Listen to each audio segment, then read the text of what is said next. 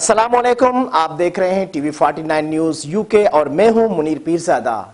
आइए आपको ले चलते हैं आज की खबर की जानिब।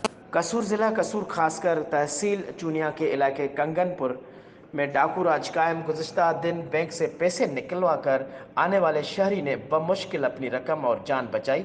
आइए मजीद बता रहे हैं हमारे नुमाइंदे मियाँ खलील सिद्दीक आ रहे हैं। जी मियाँ खलील सिद्दीक, क्या तफसीलात हैं, आगाह कीजिएगा।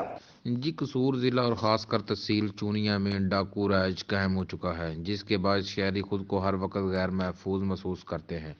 गुज़श्ता दिन चूनिया के शहर कंगनपुर का शहरी मोहम्मद अमीन बैंक से पैसे निकलवा कर वापस आ रहा था। उसकी रहायशगाह के करीब मोटरसाइकिल सवार डाकुओं ने घेर लिया, जिस पर हाजिर धमाके का मुजाहरा करते हुए मोहम्मद अमीन ने अपने रिश्तेदार हवालदार मोहम्मद रमज़ान के घर के सहन में 17.5 लाख रुपए से भरा बैग उछाल दिया और खुद भी जल्दी से घर में दाखिल हो गया। अपनी नाकामी देखते हुए डाकुओं ने फायरिंग शुरू कर दी, जिससे पूरे मोहल्ले में दहशत फैल गई।